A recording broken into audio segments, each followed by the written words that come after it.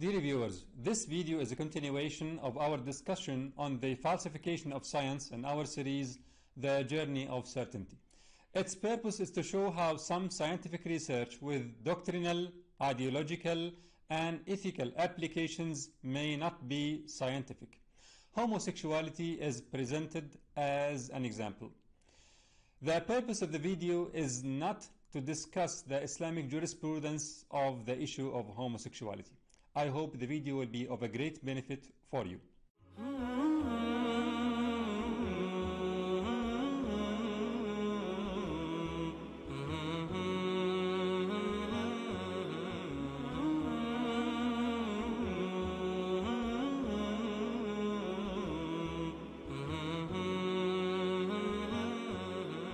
Peace be upon you. As explained in the last episode, atheists attributed innate phenomena to material genetic causes, without any evidence, but they didn't stop there.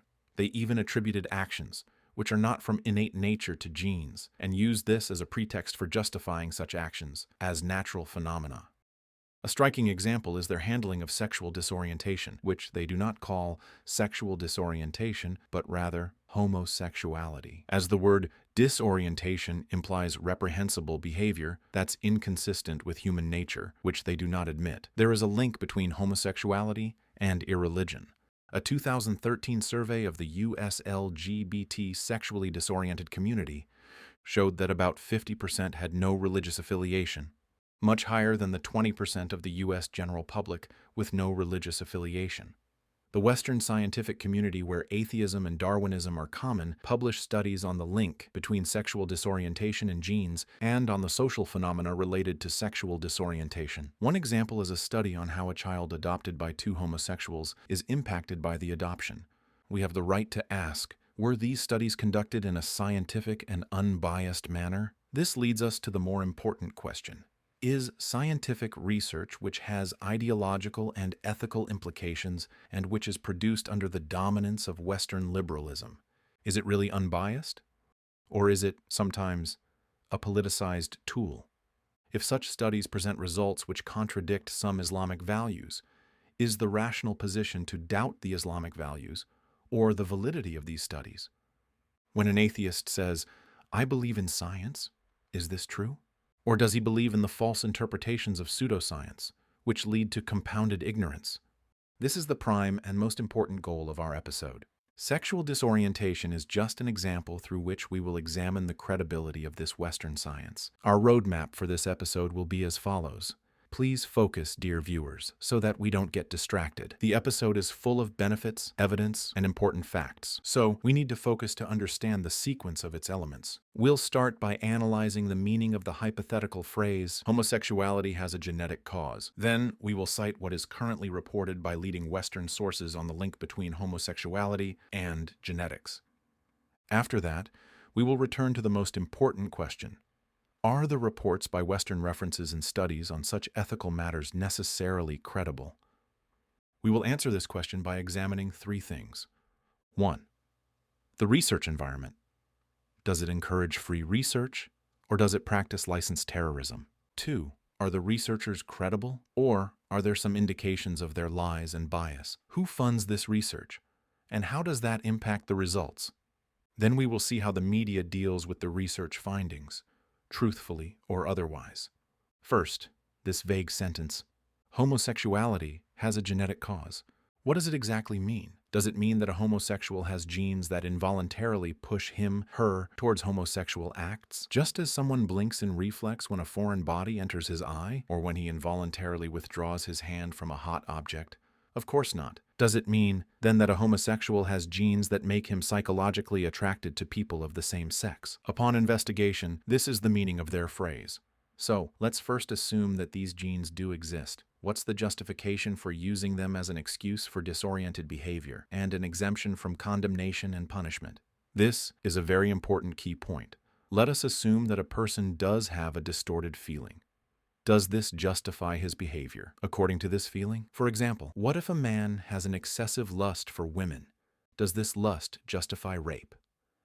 Or is he required to restrain himself, control his lust, and channel it to permissible outlets, i.e., lawful marriage? So why do you use headlines like, homosexuality is subject to genetics, in a way that implies that the homosexual is forced by his genes into abnormal behavior. Are you ready to commit to the same logic in dealing with political and intellectual opponents who might have genetic reasons for doing what they do? If we say a polygamous man may have genetic reasons for taking multiple wives, and the woman who agrees to be the wife of a married man might be genetically compelled to do so. So, why is gay marriage legalized in all 50 U.S. states through the June 26, 2015 Supreme Court decision, while polygamy remains illegal in all 50 states? To date, why is the claim of a genetic link used to elicit sympathy for homosexuals specifically? Regardless, are there really genes that can cause psychological disorientation in desire? This brings us, dear viewers, to the second focal point. What leading Western references currently report on the relationship between homosexuality and genetics? A prominent American scientific and professional organization, American Psychological Association, concluded that there is no proof of a genetic basis for homosexuality to date. Despite the fact that this association strongly defends what it considers LGBT rights. Moreover, several specialized books on the study of sexual behavior describe the research as inconclusive, i.e., it hasn't reached any conclusion and that no specific gene has been linked to homosexuality. One of the best books in this domain is Dr. Neil Whitehead's book titled My Genes Made Me Do It: Homosexuality and the Scientific Evidence, which disproves the link between homosexuality and genetics from a theoretical, fundamental, and logical perspective. Moreover, he reviewed the studies on identical twins in this area, many of which show no genetic link, and identified the major scientific errors in the twin studies which claim that a link exists. We'll list some details in the comments section. The book is an interesting scientific read for those familiar with the basics of scientific research. Here, dear viewers, please note an important fundamental issue. Atheists say, we came through mutations and natural selection of the traits that serve survival, and the extinction of those who carry traits that do not serve survival. Does homosexuality help survival?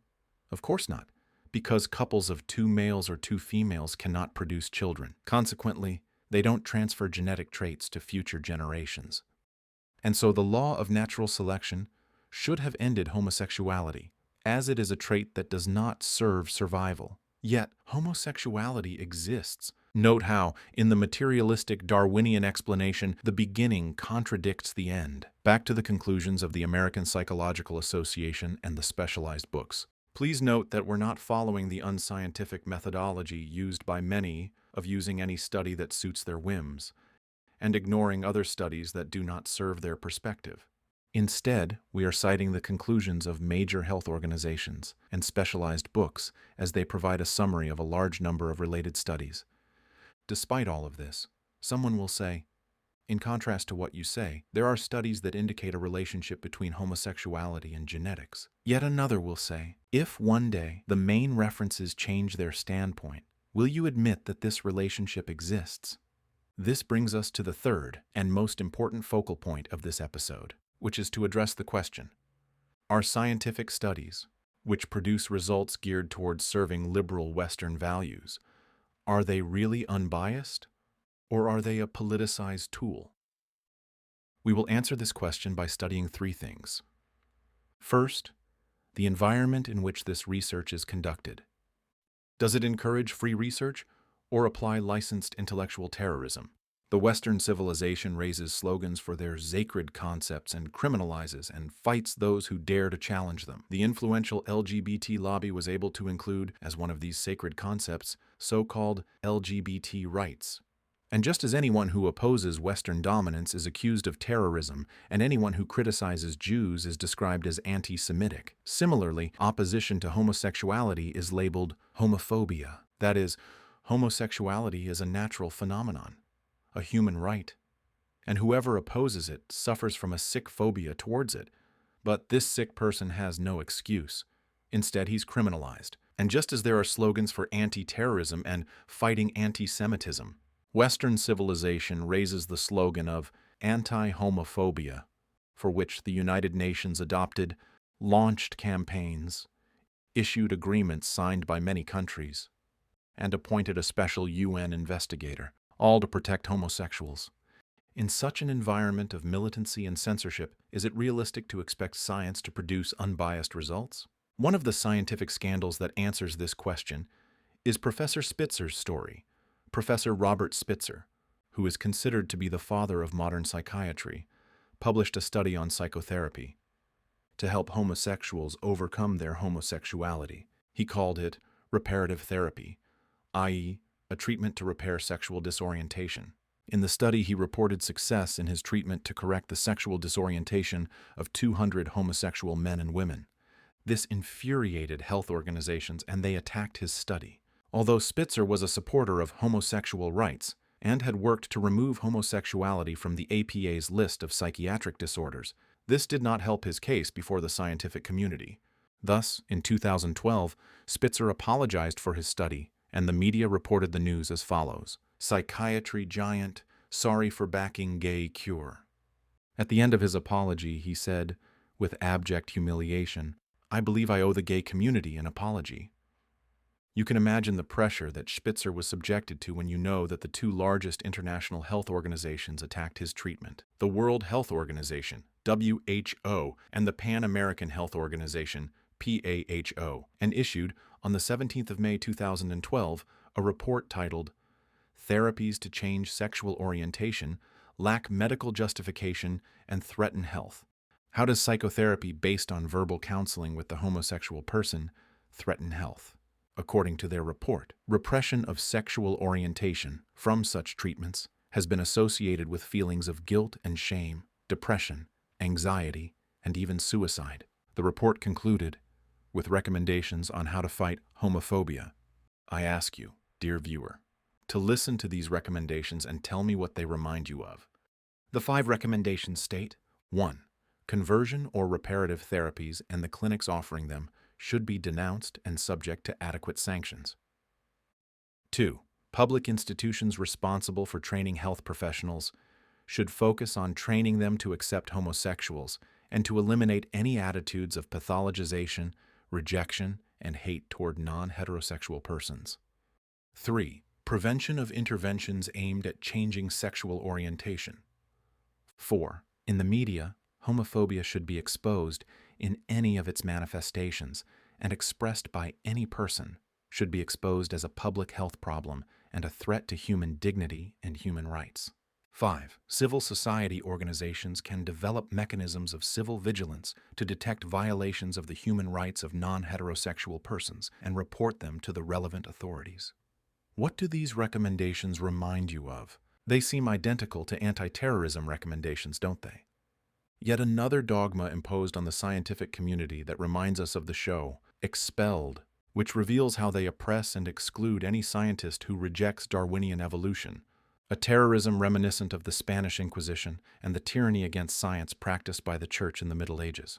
After all this, I think it is very comical for anyone to believe that the environment of scientific research on homosexuality is free and unbiased. The second question when considering the credibility of Western research on homosexuality is, are the researchers credible? Or are there indications of their lies and bias? We will present some evidence in response to this question. First, the research that atheists and homosexuals continue to hail. Dean Hamer's 1993 study, which claimed a possible linkage between the DNA marker XQ28 and homosexuality, as published in Science magazine. Remember, dear viewers, that Dean Hamer is the same person who claimed the existence of a God gene and wrote a book about it without any evidence or published research, and whose claim was rejected by geneticists, as in the previous episode. Let's examine the validity of this other claim from the father of unproven claims, Hamer. One condition for the credibility of scientific research is the reproducibility of its results. In other words, if other researchers repeat the same experiment, they must obtain similar results. Otherwise, a researcher can claim anything he wants and become a great discoverer based on false claims. This experiment of Hamer and his team was repeated by many other researchers on larger numbers of homosexuals, yet none of them got similar results. So, they dropped hints to discredit Hamer and his alleged gene. One example is the study by Dr. George Rice and his team, published in Science as well. It states, "It is unclear why our results are so discrepant from Hamer's original study. Because our study was larger than that of Hamer, we certainly had adequate power to detect a genetic effect as large as was reported in that study. Nonetheless, our data do not support the presence of a gene of large effect influencing sexual orientation at position XQ28. Simply, this discredits Hamer on this, just as he was discredited on his claim of a God gene. Decades have passed, during which many attempted to reproduce Hamer's results without any success. This is added to the important issue discussed in the previous episode, which is that modern genetics refutes the claim that there is a specific gene for a specific behavioral trait. As in this 2008 study published in Nature, which concluded that, after sequencing the human genome, most of the simple physical traits were too complex to be linked to a single gene, or even a specific set of genes. So how about behavioral traits, which are much more complex than physical ones?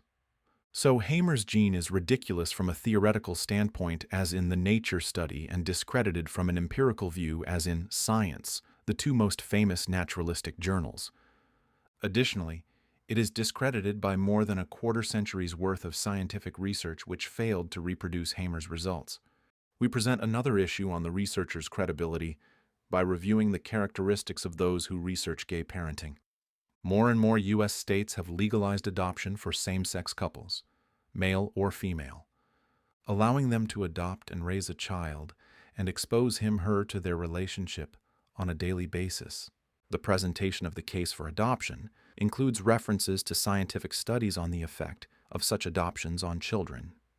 The writer David Benkoff surveyed tens of studies on gay parenting and published his well-documented research under the title, "All the Gay Parenting Studies Are Flawed." Benkoff stated that, through his survey of these studies, he found that at least 60% of researchers who produce results that support gay parenting are gay themselves. He also stated that he couldn't find data on the sexual orientation of 25% of the remaining researchers, i.e., they might be gay as well. The writer mentions a list of names and incidents that support his claim. He notes that it is enough to prove their bias, that they don't disclose this fact in the conflict of interest section, the section in scientific papers where the researcher lists any factors that may impact the objectivity of his/her research. Of course, a scholar has no right to publish a study casting doubts on the validity of research conducted by gays on the basis that they are biased by their homosexuality, as she will be accused of homophobia and become a target of anti-homophobia campaigns. No wonder, then, that many published studies will conclude that gay adoption has no negative impact on children. Furthermore, this study conducted by Dr. Gartrell, a lesbian married to a woman, concludes that children raised by lesbians were rated significantly better socially than their age-matched counterparts who have heterosexual parents. Scientific research published in scientific journals and welcomed by scientists in scientific communities. What would you expect from such communities when they publish studies on polygamy, for example? Would their results be unbiased and credible? Especially when you know that polygamy is illegal in their countries. Moreover, some studies, like this one published in a journal affiliated with Cambridge University, show that children raised by gays are much more likely to be gay themselves. How can they be homosexual and have children? The homosexual may be bisexual and beget children by marriage or through a heterosexual affair alongside their homosexuality, or this child was born out of wedlock, abandoned as a foundling, then adopted by the gay couple. This is the liberal civilization. Again, research shows that children raised by homosexuals are more likely to acquire homosexual behavior themselves. Homosexual researchers do not consider this to be a problem at all. For atheists, if parents tell their child that God created the world, it would be an ugly abuse of childhood innocence, as Dawkins says in his book, The God Delusion. But atheism has no problem with raising children on homosexuality and does not consider that an ugly abuse of their childhood. Here, we may ask, whether the Western culture truly leads to personal freedom. Imagine a child, up for adoption, raised by two gay men. The child grows up to be gay as a result of observing his gay parents.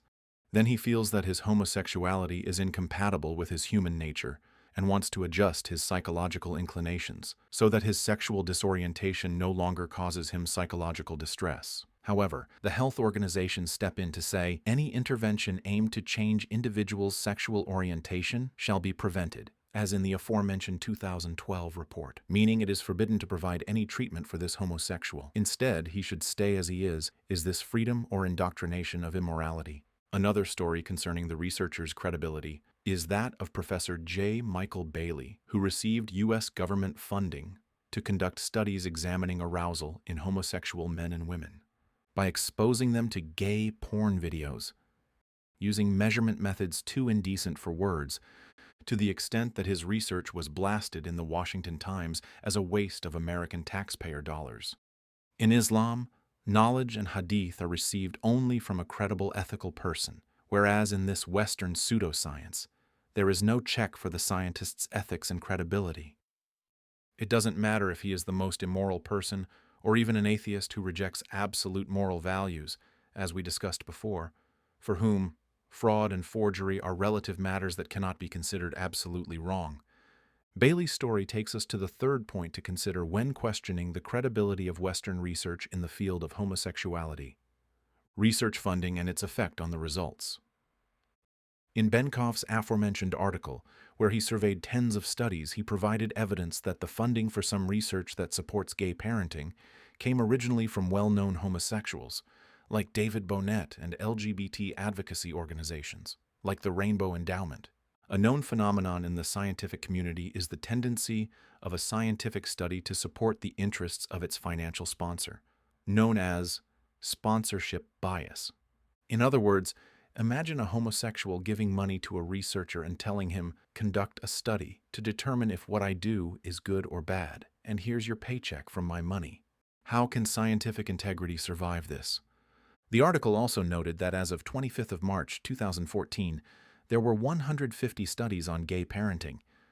Of course, dear viewers, every study costs hundreds of thousands or millions of dollars, and many are funded by U.S. federal government funds, as well as the LGBT community. We have a right to ask, would the U.S. government or its institutions support research on topics like the effect of raising girls on values of decency and modesty on their mental health? Another point related to funding concerns the publication of the results. This is where the problem of publication bias comes in. In other words, if a homosexual researcher came up with results contrary to his own inclinations, and to the inclinations of his financial sponsors who promote homosexuality, would the researcher publish his results or hide them? Likewise, if a truly unbiased researcher came up with results against homosexuality, there is no guarantee that his research will be published in scientific journals. Instead, they may refuse to publish his research, especially since the LGBT lobby and its supporters launch campaigns against every research, which produces results that they don't like. It's easier for journals to avoid the headache of being labeled as homophobic and replicating the tragedy of Robert Spitzer, who was forced to apologize in the end.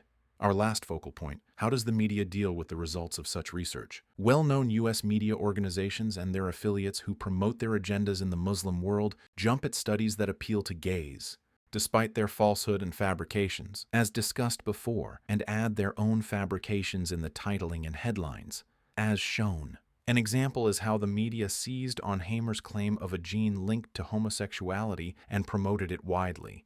This was meekly criticized in a scientific publication stating that the results of Hamer's study were never reproduced.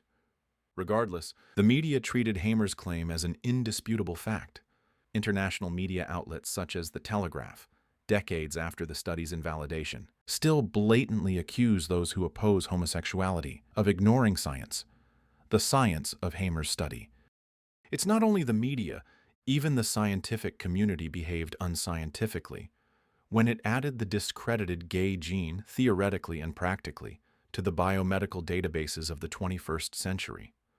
In conclusion, we have a right to ask, after all this, is everything that atheists praise as science or pseudoscience?